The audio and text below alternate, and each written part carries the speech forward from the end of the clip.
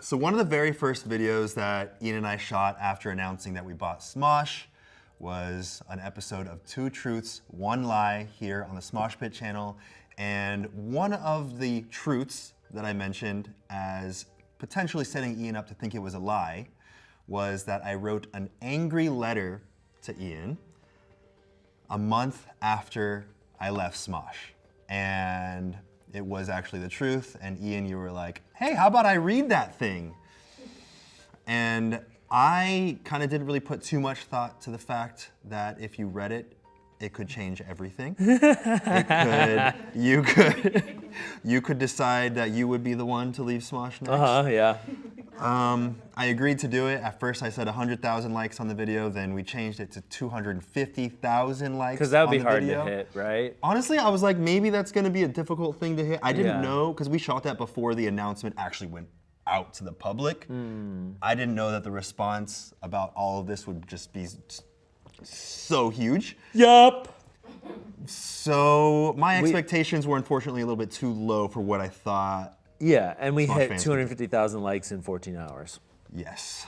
It's at 516 right now. 516,000 already. Yeah, and if it gets 1 million, we have to look at each other's dicks. Hey, we did not shake on that one. Okay. And if we do see each other's dicks, you better not be shaking anything else.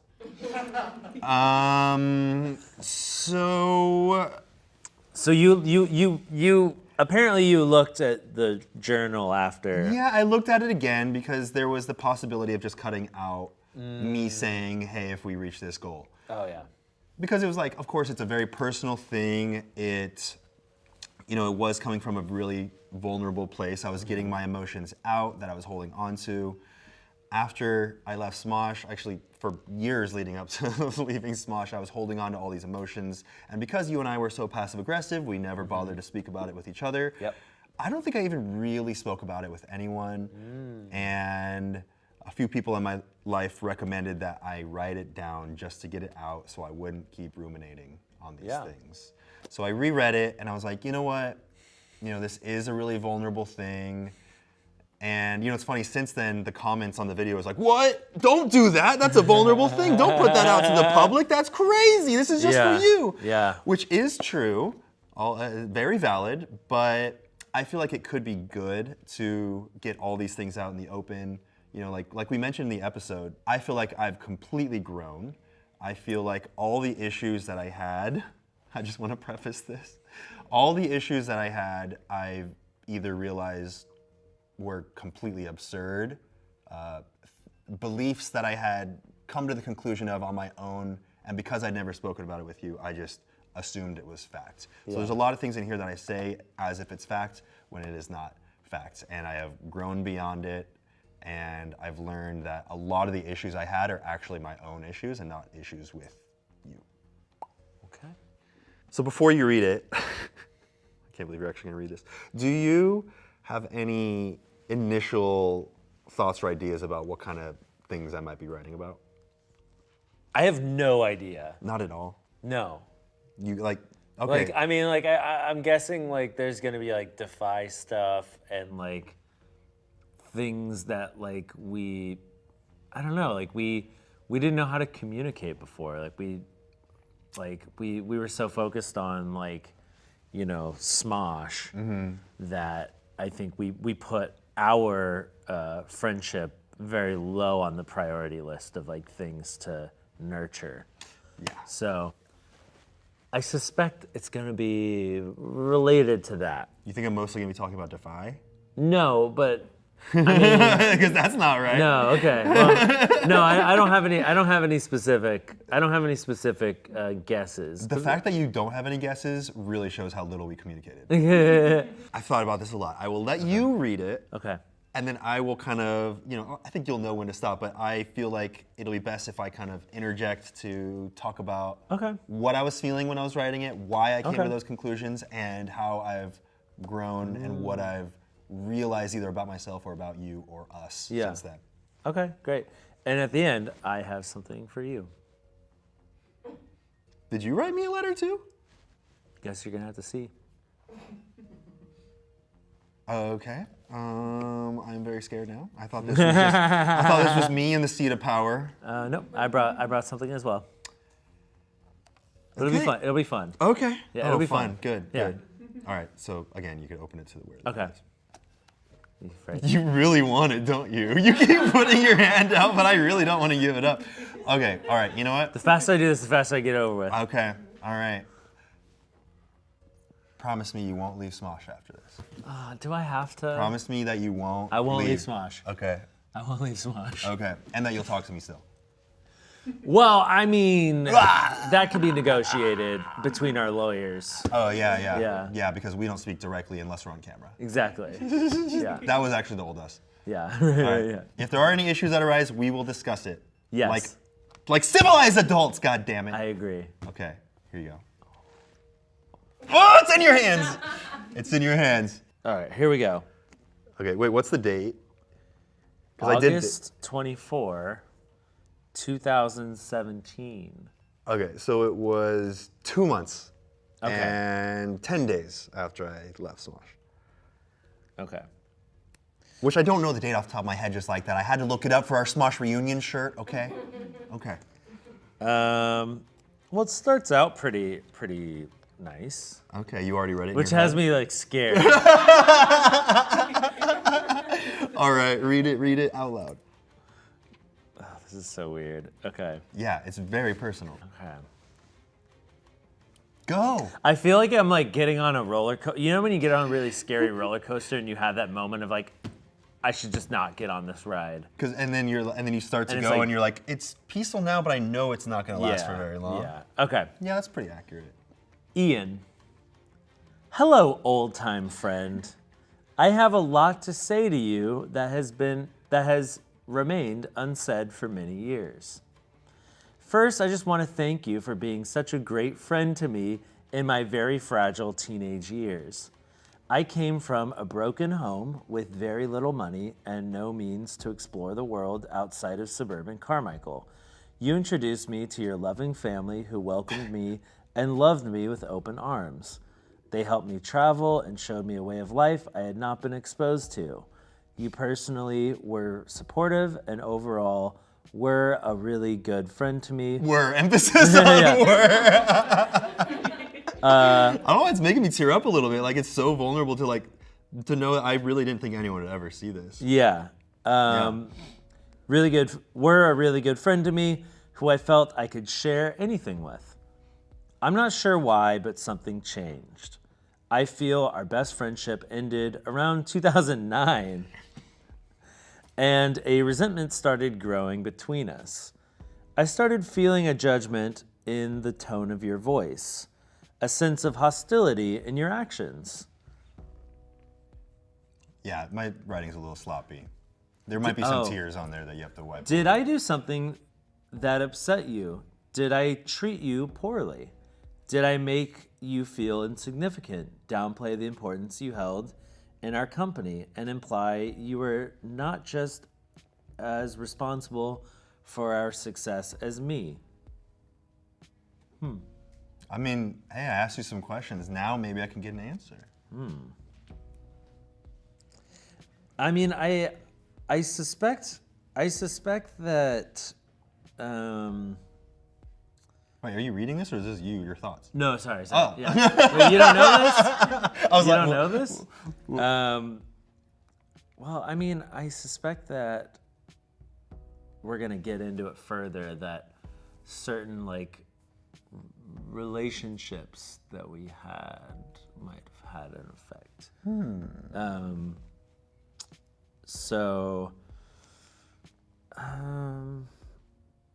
Sense of judgment in the tone of my voice. Hostility in my actions. I don't know. Hostility? A little bit, like resentful, like frustration. And Okay. I don't know if that perfectly aligns with the years or whatever. 2009, though. Well, I felt like our best friendship. Yeah. Kind of. Like, So this was 2 years after we moved in. one. 1 year. Yeah, I think I felt like we no longer shared everything with each other. at that point. And I think it really was that we were working so many hours that Yeah. we would hang out. And then finally, when we were done, it was like some alone time. Yeah, You yeah, know, yeah. when before our time together, we were just hanging out. Right. And communicating. And I feel like it just became so much about focus on the work, focus on the work. Yeah. All that free time that we normally would use to like hang out, that kind of became the method to which we created new content. And I think the rate at which we had to put out content turned all of that free time into work time. Yeah, and it was around that time that we launched, seriously launched second channel shows, and I think it was like Yeah. 2 of them going on at once. And it was around that time that we launched the Smosh Pit, which used to be a section of the website with articles Yeah. and all that. And you and I were tasked with coming up with like at least one article a week. And stupid.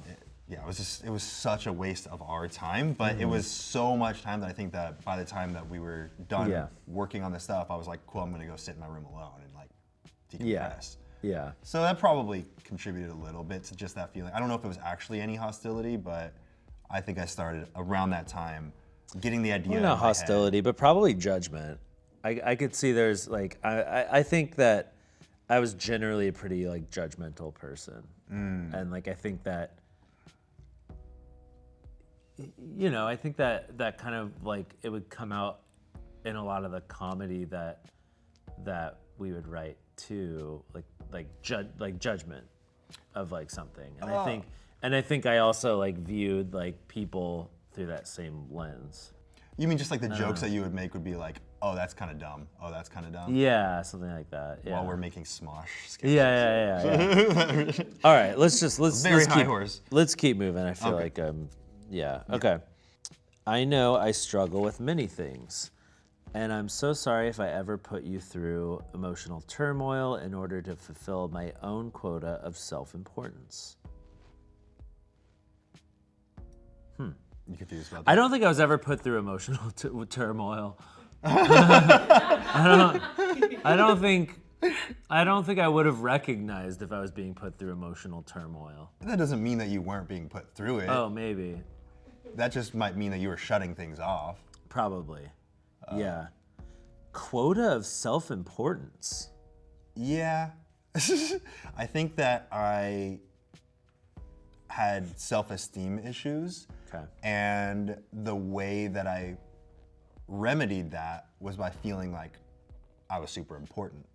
And when you're Got part it. of a duo, Yeah. I felt like I was more important the more that I felt like I was the reason for X, Y, and Z Right. with the success, with the ideas, with the direction, with the leadership, all those things. So I think I started to inflate my own ego about my own importance Got it. Okay. to make up for that void. So you would do certain things to like justify your importance. I don't think I would do certain things. I think I would just have the idea in my head, like, Okay. like I'm the reason this is successful. Right. Okay. Cool.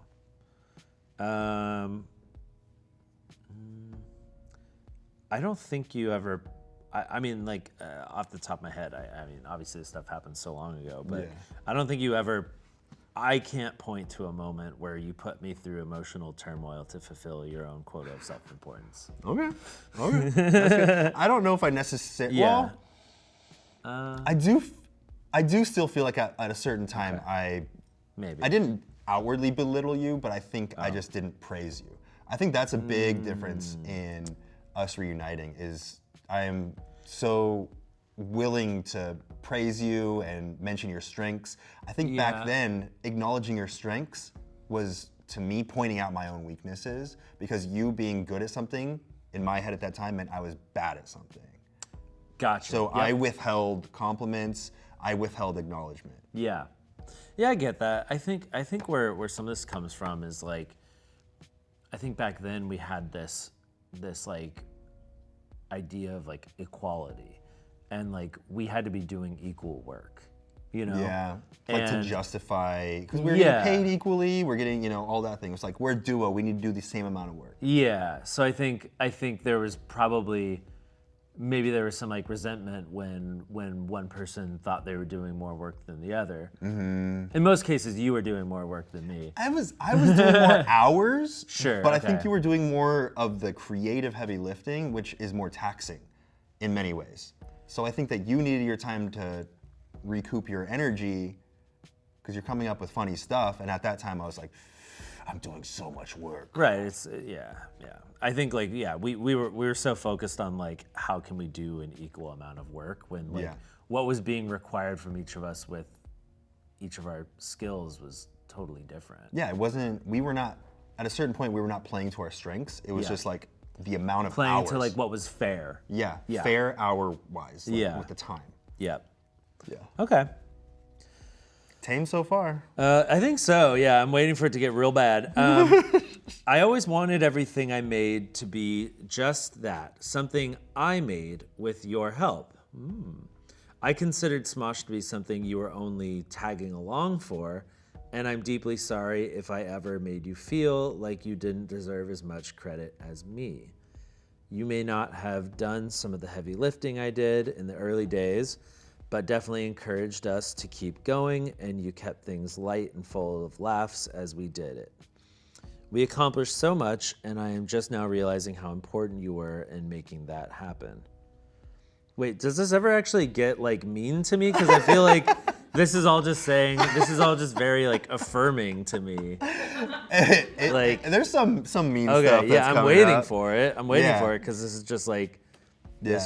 nice. But that thing that you read there, Yeah. you did, and this was actually really nice for me to hear from you, but it was a few days after we had confirmation that we had bought Smosh. Yeah. You came over to my place.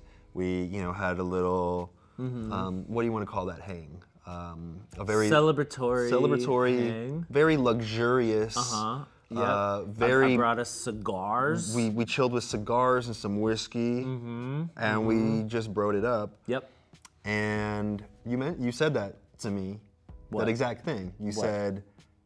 said, hey, I don't think I ever really acknowledged the heavy lifting that you did in the early Oh, days, and yeah. and you said that you felt really lucky to be there at that time, and that Yeah. I included you in that, and it was really nice to hear, even though I know, like, Yeah.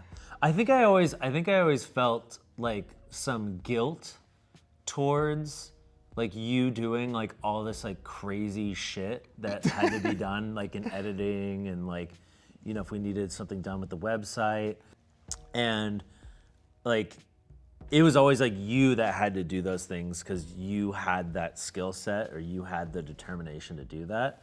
But like, there was no way that I could do that stuff. So it was always just like, I would just kind of be like, oh, okay, like I'll just I'll be over here or whatever. I'll like come in and give notes or whatever. But Yeah.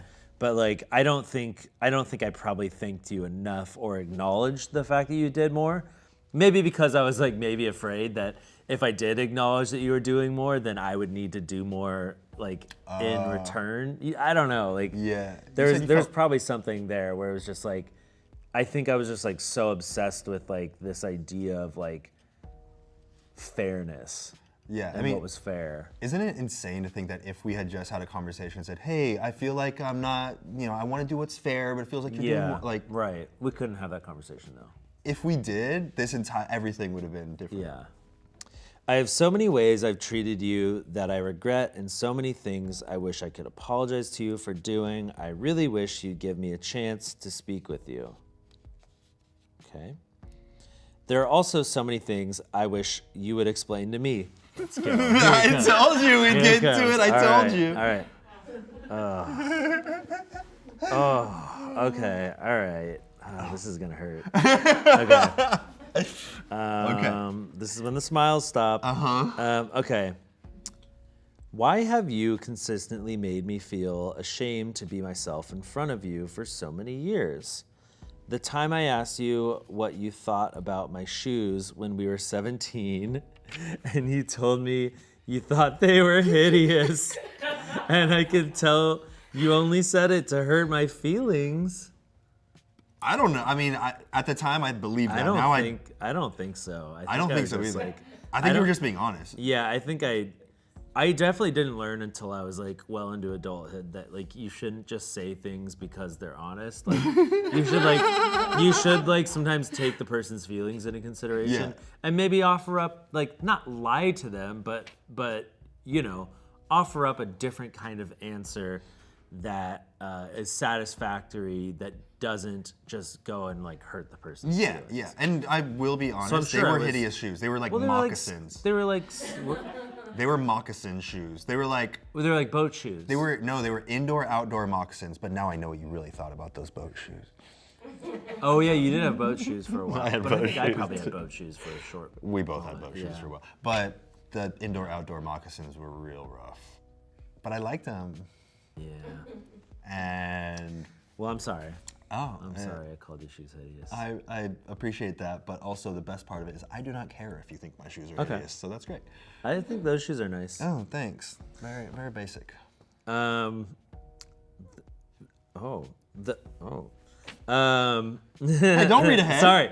The time you talk shit behind my back on Facebook to the girl we were friends with that I introduced you to. The amount of things you said behind my back to our high school friends about me and my relationship. The snide remarks you'd make about me being... Oh, I thought that said virgin. Wait, what does it say? Vegan. About me being virgin. The times you'd make me feel stupid for making any content whatsoever that was not directly Smosh related. The snide remarks about anything I made that put my true emotions out there for the world. I just wish you were better at communicating. I know I'm not any better, but I feel like I've tried with you, tried to break out of my comfort zone and talk about things that make me feel uncomfortable. When we were in New York for our Ghostmates tour, we got drinks and I opened up about how embarrassed I was that my previous relationship was so obviously bad to the outside world and how naive I was to think I would actually marry someone like that. I was vulnerable and breaking down all my walls in hopes that you would return the favor, but nothing. The conversation was once again one-sided. Am I just horrible to open up to? Have I made you feel uncomfortable to open up around me? Have I made you feel all the ways you've made me feel? Are the ways you treat me nothing but an echo of how I treat you? There's a lot of questions. Yeah. Am I the one at fault here? Did I create a problem that went way further than the point of no return? I was losing my mind. Is this all because of me?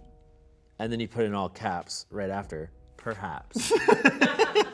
I'm just trying to be honest to myself. I mean, I think at this point, like by the time of like Ghostmates, that was 2017, 2016. 16. Like you opening up to me was, I think, like uncomfortable for me because we had never established that kind of openness before. So I think that I didn't know how to respond because I was like, where's this coming from? Maybe. I don't know. That's my feeling. I don't think I was, it's like, I don't know. Have you ever like had like a relative that you weren't close to and then all of a sudden they've like tried to get like close with you or Yeah, that's fair. suddenly like opened up about something and you're like, That's fair. what is this? Like, I think it was probably a similar thing. I can't recall exactly what this was, but I mean, I know I had a lot of thoughts, but I think I think maybe it was coming from a place of like suspicion or Yeah, that's something, fair, or that's like fair. or like me being cynical or something, like not. Maybe I didn't. Maybe I thought you had like a motive, like an ulterior motive to open up to me since you hadn't opened up before. That's true. And you had no idea how I would respond if you opened up because we never established what that would be like. So Yeah. that makes sense. I definitely had my walls up for sure. Yeah. And now, as I've grown, I've realized that when I have a conversation with someone, even if I'm opening up, it is not fair to have expectations for the way that you should respond. I think when I was opening up, Right. I had this expectation of like, It was like a quid pro quo. yeah, I was like, I open up, you open up. Yeah. But now I know that if you open up with someone, it doesn't mean that they have to open up back in order for Right. that conversation or like that transaction to be fulfilled or something. Right. Yeah, I definitely wasn't like, I wasn't open to that conversation. I Yeah. think. Yeah. Yeah. But now we could talk all sorts of shit about our past relationships. Talk about shit about our past Yeah. relationships, talk shit about our past selves. Yeah, I'm totally open to that. Okay. Cool. Over a cigar this weekend? You know, no, let's not smoke too many cigars. It's you know, Yeah. I'm trying to I felt not like- trying to get gum cancer. Yeah, I felt like I had some damage done to my brain for the next couple days. You think so? Well, questionable. Okay. Yeah. All right. But I don't think there is a point of no return for friendships as deep as ours was. I am reaching out to you now as an ex-best friend. I want to talk about things and lay them all out there so we can possibly mend things. And if we don't become friends again, at least we could say we tried. But why avoid trying altogether? What are you afraid of? I know I've been calloused in the past, but please give me a chance. I've changed and I'm now a more understanding person. All I ask for you is for you to stop being a f***ing asshole. Just kidding. Oh, I wrote just kidding. There's some things in here where it's like I'm Yeah. writing it as if I think you're gonna As receive if- it. I mean, I don't know, dude. Maybe You're the oracle. I saw it all coming. I had to say it. He said, you f***ing asshole, just kidding. I had to say it. I just want you to treat me with respect again. After everything I've observed in the past few years, I'm starting to truly believe you may not be a good person anymore. That's Yeeks. yeah. Yeek. Do I even want to know the bitter, grumpy, vengeful person you've become? Is it better that I keep my distance to ensure I don't get even more hurt by you in the future? I feel like you've become the bully. You are so upset by so many things, but you keep it all to yourself. How do you know that? If I keep it all to myself? I think there's a feeling that's an aura. okay. A very dark aura. Interesting. No one knows what's really going on inside your head, but you take the easiest route and put a fake smile on and walk around like you have a life to envy. But deep down inside, you're hurting. There's more going on than you even know. All things that slowly come bubbling up to the surface through your skin, they boil under the surface and fester until they finally burst with a shitty, loaded comment or a passive-aggressive outburst. Okay. I feel like I haven't known the real you for so many years. Does anyone know the real you? Do you know the real you? The end. Finito. Are you leaving Smosh? Nah. There is a lot to unpack in that last section there. Yeah. I do not think you're a bad person. Okay. I think it was easier for me to say that you were a bad person than to acknowledge that I had come up with a whole bunch of narratives and ideas for all these things. It was like I was a conspiracy theorist about where your brain was. Right, yeah, you're trying to, I think that, I mean, we were so closed off and so uncommunicative that we could only guess what was going on in our heads. Yeah. Or the only things you're hearing are like back channel stuff. Like, oh, he said this thing or he said that thing, you know. Actually, I don't think there was much of that because I don't think you really said much about that. I don't think I really talked that much shit. Yeah. I mean, I probably talked some shit about like your videos when you left Smosh, but. Ooh, actually, I didn't hear about that. That'll be another video. No, I mean. Oh, actually, no, you did talk shit to the girl on Facebook. I was on the work computer, and the Facebook messages were there. Okay. when I opened the computer and the shit talking was right there. Yeah. Do you remember what it is? What I said? Yeah, you were talking shit about me moving into a house with my ex. Yeah. Yeah. Fair. Well, I mean, it is fair though. Fair. It is fair from the outside now that I'm not in it. Yeah. It's fair. Yeah. But I think I was hurt because I wish that you would have talked to me about it. We were like, I really, yeah. I mean, I do. I Honestly, don't want to like blow up other people's like lives. Yeah. But there was like a lot of stuff going on, especially during that time, that like I'm sure like the fissure began before that, but when I think of like the bad times, like what I would call like the dark ages of like our friendship, was during that time. Yeah. And I think a rift definitely started there, and then it was just like we didn't have the communication skills and the vulnerability to be able to like recognize those issues and talk to each other about it. So instead we just kind of stayed on our islands. Yeah, and hearing your thoughts. So the thing is that I feel like deep down I was feeling a lot of those same kind of like weird feelings about the place I was at with the person I was with. And hearing it from, or seeing you say it to someone else in a context that wasn't directed at me, I think when I saw those messages, I almost wanted to prove that you were wrong. Like, because it wasn't directly to me. And I do feel like if we had communicated, if we did have a really close relationship and you were able to transparently communicate with me, it could have saved me hardship in the sense that I would have taken what you said at face value, like from a place knowing that you were just that you wanted the best for me. Yeah. But when I saw you in that context, it was like you didn't want the best for me and that Yeah. you looked down on me.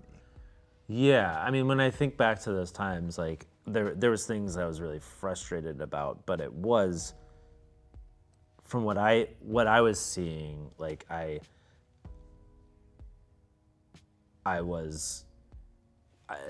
mean, like I can't say that I was like looking out for you, but like I did have, like I wanted to see you in a place that was better. I didn't like the direction it was going, but it was also like none of my business.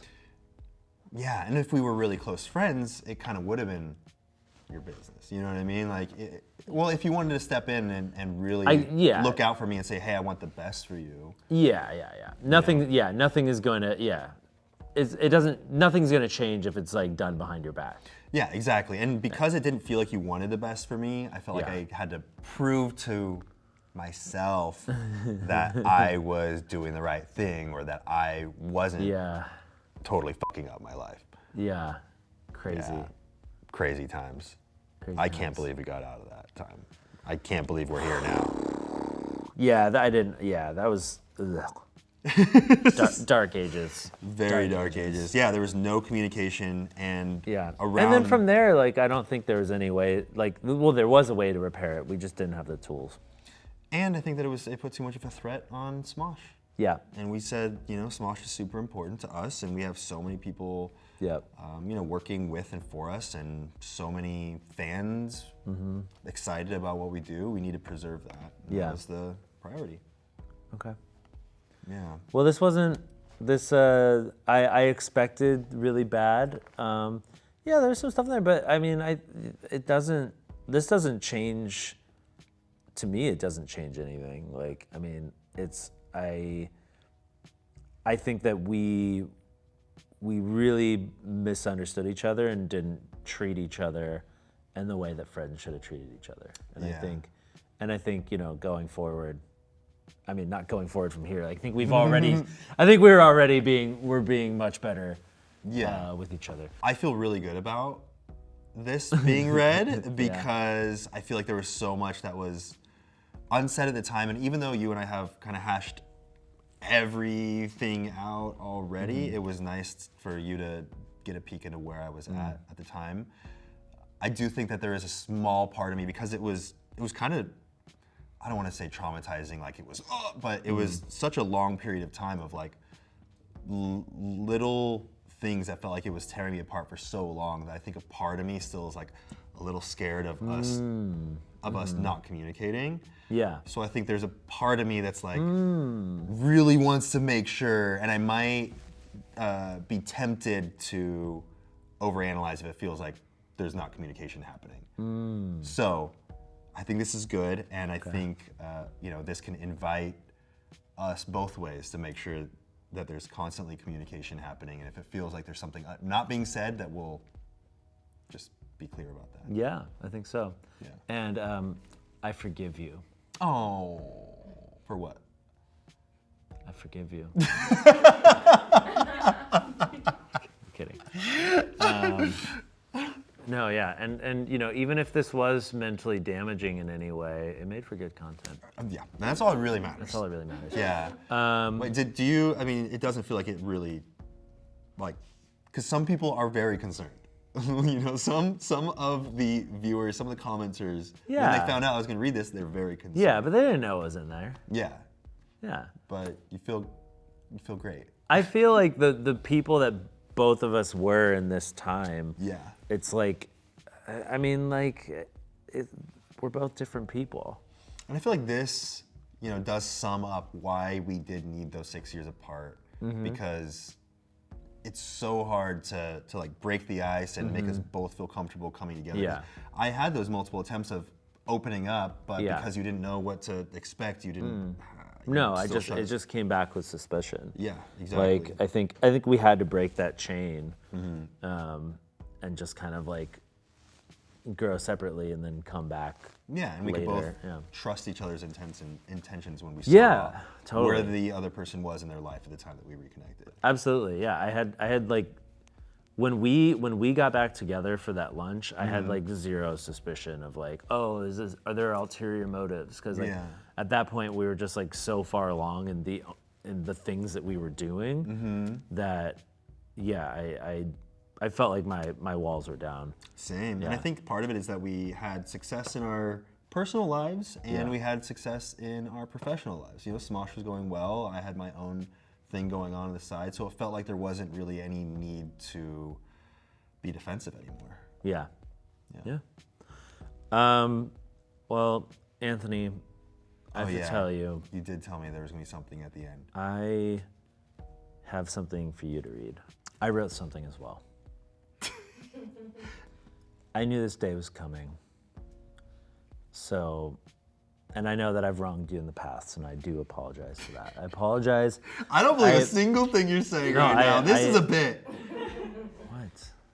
It's not a bit. Okay. Okay, you're being very genuine. I apologize for the way that I made you feel. I apologize for casting judgment on you.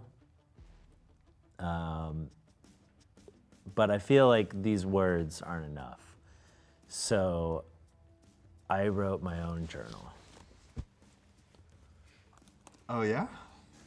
Oh. However, I kind of ran out of time, so I had AI do the apologizing for me. Oh. Okay. And you kept this under lock and key Yep. in your unicorn diary? Yes.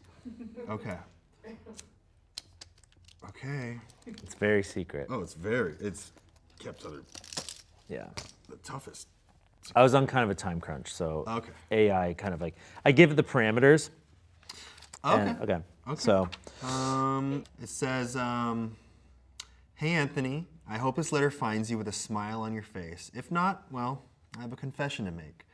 I've been the clown instead of the best friend lately, and for that, I owe you the funniest apology of all time. So brace yourself for a wild ride. First off, I apologize for breaking a promise, buddy. It's like promising to share my last slice of pizza and then devouring it like a famished T-Rex. I assure you, I've learned my lesson, and from now on, I'll keep my pizza eating promises intact. I messed up big time by not being there for you when you needed me. Picture this. I was supposed to be your backup dancer in that embarrassing karaoke performance, but I chickened out and left you grooving solo. It's a dance move that's hard to forgive, but I'm ready to bust some moves and make it up to you. This is doing a lot. it's a metaphor. Yeah, I see where you're going. Yeah. Oh, the times I spoke ill of you behind your back. Imagine me secretly auditioning to be a ventriloquist, but instead of the usual dummy, I use our friendship as my puppet. Damn, that is some good It's a metaphor. metaphor. It was a terrible act, and I promised never to unleash my wannabe ventriloquist skills on our friendship ever again. This metaphor goes deep. Remember all those times I ignored your calls and messages? It's like playing hide and seek, but I decided to be the master of hide and completely forget about the seek part. Apologies for being a Houdini of friendship, but I promise to be more present and responsive moving forward. As for that shocking thing I did to your bed, brace yourself for the truth, my friend. In a moment of misguided creativity, I turned your bed into a makeshift bouncy castle. I filled it with balloons and feathers, creating a fluffy disaster zone. I never intended to leave you with the bed fit for a circus, and I'm more than willing to help you restore it to its former glory. Now let's bring some literary flair to this apology, shall we? Shakespeare himself once wrote, "Sorry seems to be the hardest word." Elton John, from the play The Lion King. So let's embrace the absurdity and admit that even the bard knew how tricky apologies can be. Speaking of movies, let's not forget James Cameron's masterpiece Titanic. It's the AI. Picture me saying, "I'm sorry, Anthony, but I can't promise you a ride on a sinking ship. However, I can offer you a boatload of laughter and memorable adventures. Let's keep our friendship afloat, shall we?" These metaphors go deep. And now let's sprinkle some multilingual laughter. English, "I'm really, really sorry, mate." Spanish, "Lo siento mucho, amigo." French, "Je suis désolé, mon ami." German, I can't even think of a German accent right now. Scheisse, scheisse. Es tut mir leid, kumpel. Japanese. Gomenasai tomodachi. Italian. Mi scuso tanto, amico. To make it up to you, I'm ready to unleash the comedy extravaganza. Here are 5 ways I could bring laughter back into our lives. Organize a comedy movie marathon with all our favorite hilarious films. Attend a comedy show or improv performance together. Create a goofy photo album documenting our wacky adventures. Write and perform a comedic skit showcasing our unique friendship. Plan a prank day where we play harmless jokes on each other and laugh until our sides hurt. Anthony, my hope is that we can turn our missteps into hilarious memories and revive our friendship's laughter-filled spirit. I miss our crazy escapades and the uncontrollable laughter we used to share. Let's embark on a journey of laughter and forgiveness and become best friends once again. With heartfelt laughter and a promise to be the best friend you deserve, your name. It's supposed to say Ian at the end. but Oh, I forgot to tell the AI that part. okay. Well, you know what? I accept your apology with all the incredible metaphors in here. I understood the sinking ship metaphor. I kind of understood the devouring famished T-Rex part, but mostly I understood it. And you know what, Anthony? What? I forgive you. And forgive- you're welcome. Should we hug it out? Sure.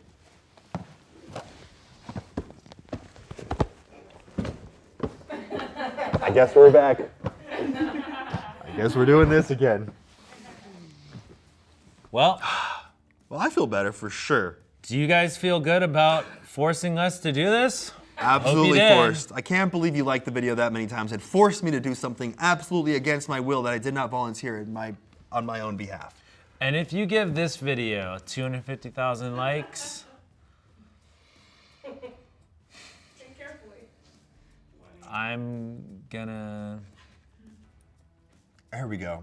I don't know. If this video Okay. gets 1 million likes Okay, within the next 6 months, okay.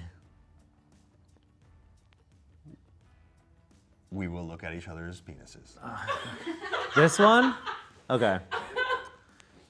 For the first time ever. I don't want to do this. I don't want to either. I'm so confident this video is not getting 1 million likes. I feel like this video is not getting 1 million likes, so I'm throwing that out. We didn't shake on it. Bye. Bye.